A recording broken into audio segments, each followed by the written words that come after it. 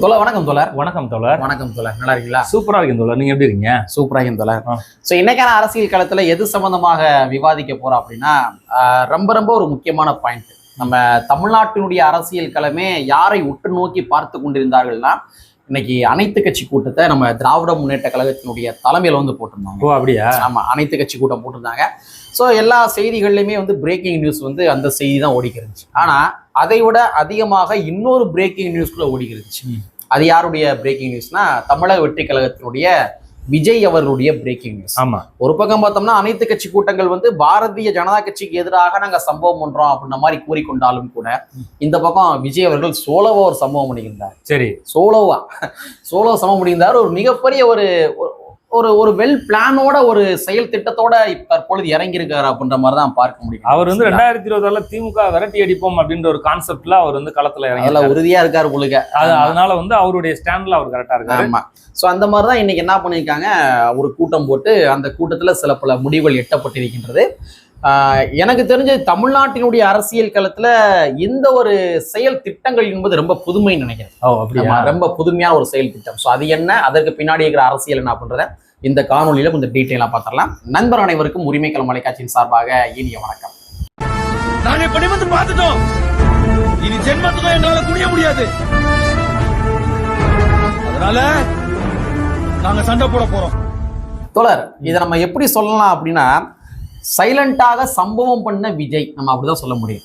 சைலண்டா சம்பவம் பண்ண விஜய். ஏன்னா இன்னைக்கு நடந்த அந்த கூட்டம் இருக்கு இல்லையா, இந்த கூட்டத்துல விஜய் என்ன பேச போறாரு அப்படின்னு சொல்லி இது நாள் வரைக்கும் எந்த தரவுகளுமே கசியவே இல்லை. ஆமா, எந்த தரவுகளையும் கசியல. கசியாமையே ஒரு மிகப்பெரிய ஒரு செயல் திட்டத்தை தூக்கி முன்னாடி வச்சிருக்கிறாங்க. சூப்பரா தூக்கி வச்சிருக்காங்க. ஆமா, அது என்னன்னா மக்கள் பாதுகாப்பு படை அப்படின்னு சொல்லி தமிழக வெற்றி கழகம் என்ன பண்ணிருக்காங்க, ஒரு பாதுகாப்பு படையை வந்து உருவாக்கி இருக்கிறாங்க. தலைவா, எல்லா கட்சியிலையும் எல்லா இயக்கங்கள்லயும் பார்த்தோம்னா தொண்டர் படை இருக்கிறது, தொண்டர் அணி இருக்கிறது. ஆனால் தமிழக வெற்றி கழகம் வந்து ஸ்டாம்பீடுக்கு பிறகு வந்து பார்த்தோம்னா அந்த கட்சி வந்து நமக்கு நாமே பாதுகாப்பாக நம்ம அரணாக இருக்கணும் அப்படின்றத ஒரு ஸ்ட்ராட்டஜி வந்து இன்னைக்கு விஜய் வந்து ரொம்ப கரெக்ட் தோழர். நமக்கு நாமே பாதுகாப்பு அரண். அரசாங்கம் நமக்கு பாதுகாப்பு தருதோ தரவில்லையோ, ஆனால் வந்து நம்மளை நம்பி வரக்கூடிய மக்களை நம்ம பாதுகாக்க வேண்டிய கடமை இருக்கிறது என்கின்ற பாடத்தை விஜய் அவர்கள் கற்றுக்கொண்டதன் விளைவாக வந்து ஒரு பாதுகாப்பு படையை உருவாக்குகிறார். அதுலயுமே அந்த பேரு ரொம்ப முக்கியத்துவம் வாய்ந்த பேரு. எல்லா கட்சிக்குமே நீங்க சொன்ன மாதிரி தொண்டர் படை வந்து வச்சிருப்பாங்க. அங்க வர மக்களை வந்து கண்ட்ரோல் பண்ணுவதற்காக ஒரு தொண்டர் படை வச்சிருப்பாங்க. அது இயல்பான ஒண்ணுதான். ஆனா இந்த பேரே ரொம்ப ஒரு டிஃப்ரெண்டா இருக்கு. மக்கள் பாதுகாப்பு படை. மக்களை பாதுகாப்பதற்கென்று ஒரு படை அப்படின்னா அப்ப இவங்க எந்த அளவுக்கு ஒரு பாடம் கற்றிருப்பார்கள் இங்க இருக்கின்ற அரசியல்வாதிகள் மூலமாக என்பதனை நம்மால் புரிந்து கொள்ள முடியும். அதாவது வந்து பார்த்தோம்னா இப்ப விஜயகாந்த் அரசியலுக்கு வரும்போது பார்த்தோம்னா அவர் ஒரு நல்ல மனுஷனா வந்தாரு. அவரை பார்த்தோம்னா அவர் குடிகாரு, அவர் எப்பயுமே 24 hours இப்படி இருப்பார். ஒரு நரேட்டிவ் செட் பண்ணி ஆளவே காலி பண்ணிட்டாங்க. உண்மை. ஏன்னா இப்ப நல்ல மனுஷன் ஒரு அவர் கோவப்பட்டு பேசினாலும் கூட வந்து இங்க பாரு தொண்டரை அடிக்கிறாரு பாரு, இங்க பாரு கை நீட்டுறாரு பாரு, இந்த மாதிரிலாம் ஒரு நரேட்டிவ் செட் பண்ண அது மாதிரி வந்து விஜயை காலி பண்ணிடலாம் அப்படின்னு நினைக்கிறாங்க. ஆனா விஜய் அதுக்கு என்ன பண்றாருன்னா, அதுக்கு ரிவெஞ்சா என்ன பண்றாருன்னா, நீ என்னென்ன செய்யறியோ அதை விட நான் கூட உனக்கு பதில் செய்வேன் அப்படின்ற மாதிரி அவர் ஒரு ஸ்டைல்ல போயிட்டு இருக்காரு. கண்டிப்பா. ஸோ மக்கள் பாதுகாப்பு படை இது வந்து ரொம்ப ஒரு ரொம்ப ஒரு ஆகச்சிறந்த ஒரு வேர்டுன்னு நினைக்கிறேன். சரி, இந்த மக்கள் பாதுகாப்பு படை எவ்வாறு இயங்க போகின்றது, அந்த மக்கள் பாதுகாப்பு படை வந்து என்ன ஸ்ட்ரக்சர்ல இருக்கு அப்படின்றத கூட அவங்க வந்து தரவுகளா சொல்லியிருக்கிறாங்க. அதாவது மக்கள் பாதுகாப்பு படை இது யாருடைய தலைமையில் உருவாக்க போறாங்க அப்படின்னா ஓய்வு பெற்ற ஐஜி ரவிக்குமார் அவருடைய தலைமையில் வந்து உருவாக்க போறாங்க. இது நான் இப்ப நீங்க சொல்ல தெரியுமா, ஒரு ஐஜி தலைமையில ஒரு படை உருவாக்குறாங்கன்னா அப்போ வந்து அவங்களுக்கான ட்ரைனிங் எல்லாம் கொடுப்பாங்களா, இல்ல போலீஸ் ட்ரைனிங் மாதிரி, இல்ல ஆர்மில ட்ரைனிங் மாதிரி? ஏன்னா ஒரு ஐஜியை நியமிக்கிற பொழுது வந்து பார்த்தோம்னா ஒரு காவல், ஒரு போலீஸ் எப்படி காவலுக்கு நிற்பாங்களோ அதை போல அவர் அந்த அனுபவத்துல வந்து ஒரு பல நிர்வாகம் பண்ண ஒரு நபர் தான் வந்து ஐஜின்ற கேடரை. ஆமா, அப்ப வந்து அந்த நிர்வாகத்தை சொல்லித்தரன் மூலமாக வந்து இவர்களே போலீஸா காவலா இல்ல பயங்கரமான ஸ்ட்ராட்டஜி தொழில் இது இந்தியாவிலே எல்லா கட்சியிலுமே தொண்டர் படை இருப்பாங்க. தொண்டர் படைக்கு வந்து அந்த ஊர்ல இருக்கிற ஏதாச்சும் ஒரு நிர்வாகி வந்து இருப்பாங்க. அந்த ஒரு மாநில பொறுப்புல இருப்பாங்க, மாவட்ட பொறுப்புகள் இருப்பாங்க. ஆனா ஒரு காவல்துறை அதிகாரி ஓய்வு பெற்ற ஐஜியை வந்து அவங்க நியமனம் பண்றாங்க அப்படின்னா இது ஒரு சாலிடான ஒரு தொண்டர் படை அப்படின்னு நம்ம புரிந்து கொள்ள முடியும். ஆமா ஆமா, அப்படிதான் நம்ம நினைச்சுக்க முடியும். தொண்டர் படைன்னு சொல்லிட முடியாது. தொண்டர் படை வைக்கிறாங்க. தொண்டர் படையை தாண்டி என்ன பண்றாங்க அப்படின்னு பார்த்தோம்னா அவங்க வந்து பார்த்தோம்னா ஒரு ஐஜியை வச்சு அந்த அவங்களுக்கு வந்து அவங்க மூலமா வந்து நியமிக்கிறாங்க அப்படின்னு பார்த்தோம்னா கண்டிப்பா வந்து ஒரு போலீஸ் என்ன வேலை செய்யுமோ, ஒரு ராணுவம் என்ன வேலை செய்யுமோ அந்த வேலை செய்யக்கூடிய அந்த படை கண்டிப்பாக அமையும் என்பதுதான் இது யதார்த்தம். கண்டிப்பா இதுல நம்ம வந்து வேரியன்ஸ் புரிந்து கொள்ள வேண்டிய தேவைகள் இருக்கு. அதாவது தொண்டர் படை அப்படின்னா தலைவரை பாதுகாப்பதற்கு தான் தொண்டர் படை ஆரம்பிப்பாங்க. ஆமா, அது ரொம்ப ஒரு முக்கியமான பாயிண்ட். கன்வர்ட் திஸ் பாயிண்ட், முக்கியமான பாயிண்ட். தொண்டர் படை அப்படின்னா அந்த கட்சியுடைய தலைவர்கள், அந்த கட்சியினுடைய முக்கிய நிர்வாகிகள், மாநில நிர்வாகிகள், இவங்களை பாதுகாப்பதற்கு தான் தொண்டர் படையை வந்து அமைப்பாங்க. ஆனா மக்கள் படைன்னு ஒரு படை அமைச்சாங்க பாத்தீங்களா, இது வரலாற்றில் இல்லாத ஒன்று. மக்களை பாதுகாப்பதற்கென்று ஒரு படை அமைப்பது என்பது வரலாற்றில் இல்லாத ஒன்று. அப்ப நம்ம இந்த ஸ்டாம்பீட் மூலமாக நம்ம பல்வேறு வகையான பாடங்களை கற்றிருக்கின்றோம். ஸோ அதனால ஒரு மக்கள் படை உருவாக்க வேண்டும், மக்கள் பாதுகாப்பு படை உருவாக்க வேண்டும் என்று அந்த ஒரு ஸ்டாண்டை எடுத்தது என்பது ரொம்ப ஒரு வரவேற்கத்தக்க வேண்டிய ஒரு எக்ஸ்பீரியன்ஸ் இஸ் a பவர்ஃபுல் நாலேஜ்னு சொல்றாங்க. அனுபவம் வந்து மிகச்சிறந்த ஒரு அறிவு அப்படின்றதுன்னா ஒரு பவரான நாலேஜ் எங்க இருக்குன்னா அனுபவத்தின் மூலமா தான். இன்னைக்கு வந்து விஜய் வந்து அந்த ஸ்டாம்பீடுக்கு அப்புறம் பார்த்தோம்னா அந்த கட்சி வந்து கட்டமைக்கிறதுல வந்து மிக ஸ்ட்ராங்கா ஒரு எப்படி ஒரு நங்கூரம் போல வந்து இந்த கட்சியை ஸ்டாண்ட் பண்றாங்க. நான் அதைத்தான் சொன்னேன் ஆரம்பத்திலேயே. அதாவது ஸ்டாம்பிங் நடந்து முடிந்ததற்கு பின்பாக அவங்களுடைய ஆக்டிவிட்டிஸ் வந்து பொதுமக்கள் மத்தியில இல்லை என்றாலும் கூட, கடந்த 30 நாட்களாக இல்லை என்றாலும் கூட, அவர் அண்டர் கிரவுண்ட்ல வந்து நிறைய அரசியல் ஆக்டிவிட்டிஸ் தான் பண்ணிக்கிட்டு தான் இருந்தாங்கன்றதை நம்ம சொல்லியிருந்தோம் ஆல்ரெடி வீடியோக்குள்ள. ஸோ அதனுடைய வெளிப்பாடுகள் தான். திடீர்னு ஒரு கூட்டம் போடுறாங்க இன்னைக்கு, அந்த கூட்டத்தில் இந்த மாதிரி மக்கள் பாதுகாப்பு படை அமைக்க போடுறாங்க. அதுக்கப்புறம் பார்த்தோம்னா ஐஜி தலைமையில, ஓய்வு பெற்ற ஐஜி தலைமையில ஒரு குழு. சரிங்களா? சரி, இந்த குழுல இன்னும் வேறு யாரெல்லாம் இருக்காங்கன்றதெல்லாம் சொல்லிடுவோம். அதாவது இந்த குழு என்பது ஒரு 15 நபர்களை உள்ளடக்கிய ஒரு குழு தோழர். இந்த 15 நபர்களுக்கு தலைவர் யாருன்னு பார்த்தோம்னா நம்ம சொன்ன மாதிரி ஓய்வு பெற்ற ஐஜி ரவிக்குமார் அவர்கள், அவருடைய தலைமையில தான் அமைக்க போறாங்க. மீதம் இருக்கின்ற அந்த 15 பேர் இருக்காங்க இல்லையா, அவங்க யாருன்னு பாத்தீங்கன்னா ஓய்வு பெற்ற டிஎஸ்பி.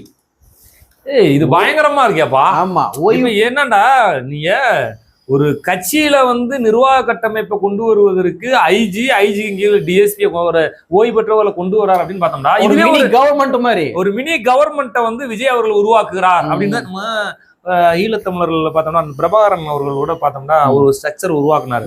அது மாதிரி விஜய் அவர்கள் வந்து ஒரு ஸ்ட்ரக்சரை உருவாக்கி வரான்னு நான் நினைக்கிறேன். இருக்கலாம். அதாவது அதுதான் அவர் வந்து நம்பிக்கை இல்லாத அந்த அரசு மேல, அரசு எந்திரத்தின் மீது நம்பிக்கை இல்லாதனாலதான் மக்கள் பாதுகாப்பு படை உருவாக்குறாங்க. அதுவும் கூட சும்மா ஏனோ தானே ஒரு ஆள், ஒரு அஜாகுபாவான ஒரு உடல் வலிமை கொண்ட நபரை வந்து இந்தப்பா நீதான்ப்பா எல்லாத்தையும் பாத்துக்கணும்ன்ற மாதிரி ஒப்படைக்காமல் ஒரு ஓய்வு பெற்ற அரசு அதிகாரி, அதுவும் ஐஜி கேட்டகரியில இருக்கிறவரை நியமிக்கிறாங்க அப்படின்னா இவங்களுக்கு வந்து இந்த இண்டு இடுக்கு எல்லாமே தெரியும். எந்தெந்த வகையில எப்படிலாம் வந்து அட்ராசிட்டிகள் நடக்கும் அப்படின்றது வந்து இந்த ஐஜி தலைமையிலான குழுவுக்கு நன்றாக தெரியும். அதனாலதான் அவங்க அந்த லெவல்ல வந்து ஒரு குழு அமைக்கிறாங்க, புரிந்து கொள்ள முடிகிறது. அதுக்கப்புறம் டிஎஸ்பி தலைவர், அதுக்கப்புறம் வந்து அவங்களுக்கு கீழதான் வந்து 2500 நபர்கள் தமிழ்நாடு முழுமைக்கு வந்து தேர்ந்தெடுத்திருக்காங்க. 2500 வாலண்டியர்ஸ் வந்து எடுக்கிறாங்க. இந்த 2500 வாலண்டியர்ஸுமே அவங்க எப்படி எடுத்திருக்காங்க தெரியுமா? சும்மா ஏனோ தானே எடுக்கல தெரியுமா? இந்த மாதிரி நானும் இந்த மக்கள் பாதுகாப்பு படைக்கு வரேன் அப்படின்னு சொன்னோன்னே சரி வாப்பா உன் பேர் என்ன அப்படின்னு கேட்டு அவங்க எடுக்கல. அவங்க என்ன பண்ணிருக்காங்கன்னா அந்த 2500 வாலண்டியரையுமே வந்து நல்ல உடல் வலிமை கொண்ட நபர்களா எடுத்திருக்கிறாங்க, உயரமுள்ள மனிதர்களா எடுத்திருக்கிறாங்க. இன்னும் சொல்ல போறா போலீஸ் வேலைக்கு எடுக்கிற மாதிரி எடுத்திருக்கிறாங்க. அதாவது போலீஸ் செலெக்ஷனோ ஆர்மி செலெக்ஷனோ எந்த செலெக்ஷனுக்கு நம்ம வந்து எப்படி போட்டி ஓட்டு நம்ம வேலைக்கு செல்வார்களோ அதே போல வந்து இன்னைக்கு நீங்க அந்த மக்கள் பாதுகாப்பு படைக்கு வந்து ஒரு ஐஜி 15 டிஎஸ்பி அந்த ஓய்வு பெற்றவர்கள் வந்து தேர்வு பண்ணி அவர்களை செலக்ட் பண்ணிருக்காங்கடா. இது மிகப்பெரிய இந்தியாவிலே இது வந்து பார்த்தோம்னா ஆர்எஸ்எஸ் ஒரு டீம் இருக்கு நமக்கு தெரியும். ஆனா இன்னைக்கு பார்த்தோம்னா ஒரு ஜனநாயகத்தை வந்து காப்பதற்காக ஒரு படை அமைக்கிறாருன்னா அதை நம்ம வரவேற்கணும், பாராட்டணும். கண்டிப்பா. இதுல இன்னொரு விஷயம் சொல்றேன், அது இன்னும் உங்களுக்கு சர்ப்ரைஸா வந்துருக்கும். அப்படியா? சொல்லுங்க. ஐஜி கீழே டிஎஸ்பி, அவங்களுக்கு கீழே 2500 நபர்கள் சொன்னேன் இல்லையா?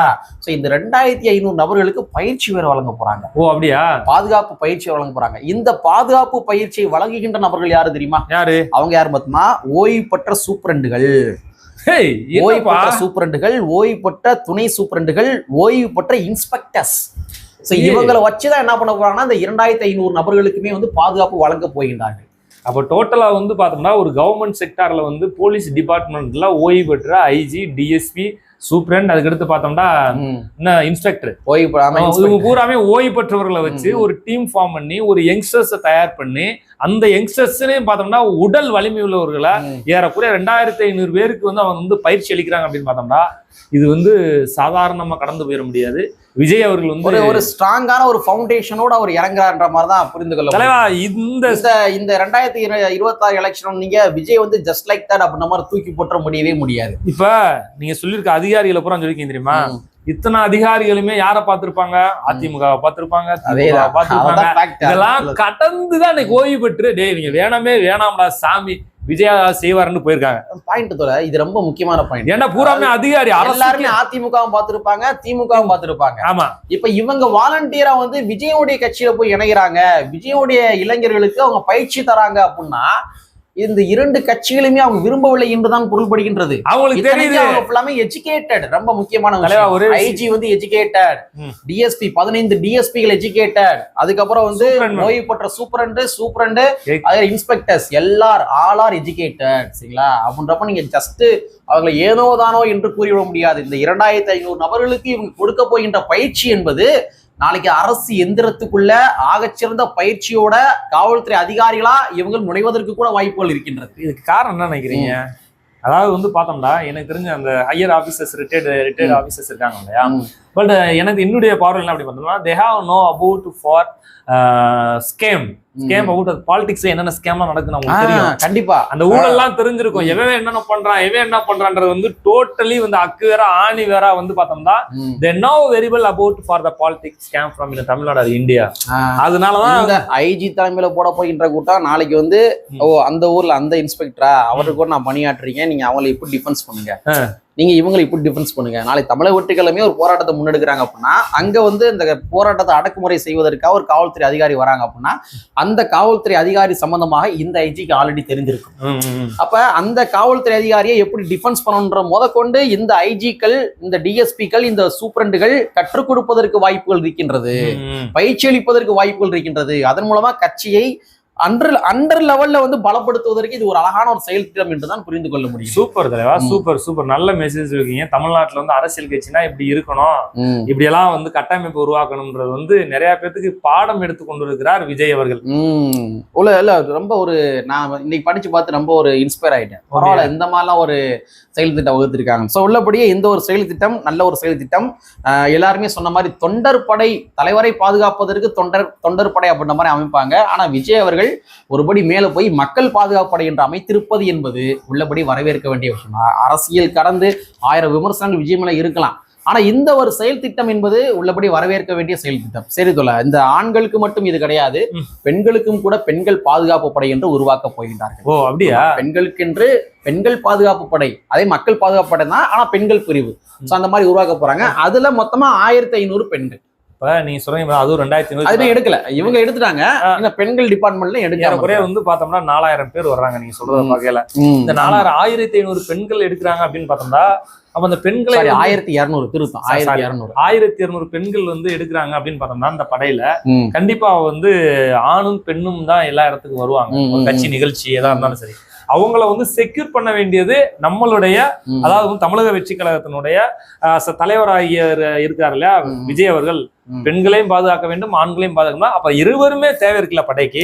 அந்த படைக்கு சூஸ் பண்ணியிருக்காரு அப்படின்னா அது வந்து ஒரு சமத்துவத்தை அவர் விரும்பி இருக்கிறார் என்றுதான் பொருள். கண்டிப்பா எல்லா கட்சியிலையும் வந்து தொண்டர் அணிந்து வந்து ஒன்லி வந்து யார படையா வச்சிருப்பாங்க, ஆண்கள் மட்டும்தான். பெண்கள் படை இருக்கு எனக்கு தெரிஞ்சு இல்ல, எல்லா கட்சியிலுமே இல்ல. தலைவரை பாதுகாக்கிறதுக்கு ஆண்கள் போகுதுங்க, ஆனா மக்களை பாதுகாப்பதற்கு மக்களும் கூட தொண்டர்களாக வந்து பெண்களும் வருவாங்க இல்லையா? ஆமா. அப்ப பெண்களை பாதுகாப்பதற்கு, மக்களை பாதுகாப்பதற்கு பெண்கள் படையும் அவசியம் தான். அந்த ஒரு தேவையை உணர்ந்திருக்கின்றார் விஜய் அவர்கள் என்றுதான் புரிந்து கொள்ள முடியும். அவர் சொன்ன ஒரு பாயிண்ட், மாநாடுகள்ல வந்து பிறப்புக்கும் எல்லாம் உயிருக்கும் அந்த வார்த்தையை மீண்டும் மெய்ப்பித்து இருக்கிறார். ஏன்னால் ஈக்குவாலிட்டி, நீங்க வந்து ஜெண்டர் டிஸ்கிரிமினேஷன் இல்லை, நான் எந்த படையை அமைச்சாலும் பெண்களும் ஆண்களும் சமம் என்று அந்த ஒரு கான்செப்ட்ல வந்து அந்த படையை உருவாக்குறார் என்றால் விஜய்க்கு நான் சல்யூட் அடிக்கிறேன். ஓகே, அதே மாதிரி தோழர் இதுல இன்னொரு விஷயம் என்ன தெரியுமா, சுழற்சி முறையில் இவங்க வந்து பணி கொடுக்க போறாங்க. ஓ அப்படியா? இது ரொம்ப முக்கியமான விஷயம். இவங்க சில கிரைட்டீரியா வச்சிருக்கிறாங்க. இந்த படை என்பது மாநாடோ இல்லாட்டி வந்து பொதுக்கூட்டங்களோ, விஜய் அவருடைய மாநாடோ இல்லாட்டி பொதுக்கூட்டங்களோ நடைபெற்று கொண்டிருக்கின்ற பொழுது அந்த பொதுக்கூட்டத்திலும் மாநாட்டிலும் இந்த தொண்டர் படைகளுக்கு மக்கள் படைகளுக்கு கலந்து கொள்வதற்கு அனுமதி கிடையாது. இவங்களுடைய முக்கியமான ரோலே என்ன, முக்கியமான வேலை என்னவென்றால் மாநாடுகளிலும் பொதுக்கூட்டங்களிலும் பங்கேற்க கூடாது. அந்த மக்களை ஒழுங்குபடுத்துவது மட்டும் தான் இவங்களுடைய வேலையை, ஒழுங்குபடுத்துவதுதான். ஆமா. ஸோ அந்த மாதிரி இவங்களுக்கு வந்து ஒரு செயல் திட்டம் கொடுத்துருக்குறாங்க. ரெண்டாவது வந்து சுழற்சி முறையில் வந்து பணி. இப்போ வந்து ஒரு மொத்தமாக ஒரு 3500 நபர்கள் இருக்கிறாங்க மக்கள் பாதுகாப்பு படையை சார்ந்தவர்கள் அப்படின்னா அவங்க வந்து ஏன்னா முழு நேரமும் வேலை பார்க்க முடியாதுல்ல, அதுல ஒரு பாதி நபர்கள் இந்த ஒரு குறிப்பிட்ட கேட்டகரியில அவங்க வேலை பார்க்குற மாதிரியும், அடுத்து அவங்க வந்து அனுப்பிச்சு விட்டுட்டு அடுத்து ஒரு சுழற்சி முறையில் இன்னொரு டீம் இறக்குற மாதிரி இந்த மாதிரி பண்ணிக்கிறாங்க. இன்னொரு விஷயம் என்னன்னா வந்து சீருடை கொடுக்க போறாங்க. சீருடை அது வேறையா? இந்த சீருடை எப்படி இருக்க போகின்றது என்பதுதான் மிகப்பெரிய ஒரு கேள்வி. ஏன்னா நீங்க செம்படை எடுத்துங்க. செம்படை மீன்ஸ் என்னன்னா கம்யூனிஸ்ட் கட்சிகள் கூட வந்து ஒரு செம்படை வச்சிருக்காங்க. ஒரு சிவப்பு நிற டிஷர்ட் போட்டிருப்பாங்க, அடுத்து வந்து காக்கி யூனிஃபார்ம் போட்டிருப்பாங்க, அதே பறை போட்டிருப்பாங்க. கிட்டத்தட்ட அவங்க பார்ப்பதற்கென்று ஒரு வாலண்டியர், ஒரு போலீஸ் மாதிரி தான் கிட்டத்தட்ட இருப்பாங்க. பட் இவங்க அமைக்க போகின்ற இந்த படை என்பது அஜாகுபாகுவான உடல் வலிமை கொண்ட நபர்களாகவும் ஒரு உயரம் கொண்டவர்களாகவும் இதே வேளை சீருடையும் கொடுக்கப்படுகின்ற பொழுது அவனுடைய தோற்றம் என்பது கிட்டத்தட்ட ஒரு வேற லெவல்ல இருக்கும் தான். தலைவர் ட்ரெயின் பண்ணக்கூடியதே ஆல்ரெடி வந்தா பல வருடங்கள் வந்து காவல்துறை பணியாற்றிய ஹையர் ஆபீசர்ஸ் தான் ட்ரெயின் பண்ண போறாங்க. அவங்களுக்கு ட்ரெயின் பண்ண தெரியாதா? எப்படி ஒரு போலீஸ் டிபார்ட்மெண்ட்டை இயக்குன மனிதர்கள் சாதாரணமா சொல்லிட முடியாது. ஒவ்வொரு மாவட்டத்தையும் மண்டலத்தையும் இயக்கக்கூடியவர்கள் தான் இன்றைக்கு வந்து ட்ரைனிங் தர போறாங்க அப்படின்னு பார்க்கும்போது அவர்களுக்கு வந்து பார்த்தோம்னா எங்கெங்கெல்லாம் டிஃபிகல்டிஸ் இருக்கும், எங்கெல்லாம் நீ கண்ட்ரோல் பண்ணணும், எங்கெல்லாம் பொலிட்டிக்கல் ப்ரெஷர் இருக்கும், பொலிட்டிக்கல் ப்ரெஷர் எங்க இருக்கும், எங்கெல்லாம் வந்து கவர்மெண்ட் சைட்ல இருந்து ப்ரெஷர் இருக்கும், இந்த ப்ரெஷர்லாம் எப்படி வந்து நீங்க ஓவர் கம் பண்ண போறீங்க? இது அத்தனையுமே வந்து ஒரு அனுபவம் பெற்ற ஒரு ஹையர் ஆபீசர்ஸ் போலீஸ் டிபார்ட்மெண்ட் தான் இன்னைக்கு தரப்போறாங்கடா. சாதாரண விடயமா கடந்து போய்விட முடியாது. சோ இந்த மாதிரி விஜய் அவர்கள் உருவாக்க போகின்ற இந்த படை என்பது அரசியல் களத்தில் ஒரு அடையாளத்தை பெற்றிருக்கின்றது, ஒரு கவன ஈர்ப்பை வந்து பெற்றிருக்கிறது. நம்ம ஆல்ரெடி சொன்ன மாதிரி தலைவர்களுக்கென்று ஒரு தொண்டர் படை இருக்கும், பட் மக்களுக்கென்று ஒரு மக்கள் படை இருப்பது வரலாற்றில் இதுதான் முதல் முறை என்று கருதுகின்றோம். ஸோ பார்ப்போம் எதிர்வரும் அரசியல் களத்தில் எதிர்வரும் காலங்களில் விஜய் அவருடைய பிரச்சாரத்தின் போது இந்த மக்கள் படை என்பது எவ்வாறு செயல்பட போகின்றார்கள் என்பதனை பொறுத்திருந்து பார்ப்போம் என்பதை கூறிக்கொண்டு கற்பி ஒன்று சேர் புரட்சி செய்யும் புரட்சியாளர் அம்பேத்கருடைய வரியை கூறிக்கொண்டு நிறைவு செய்கின்றோம். நன்றி, வணக்கம்.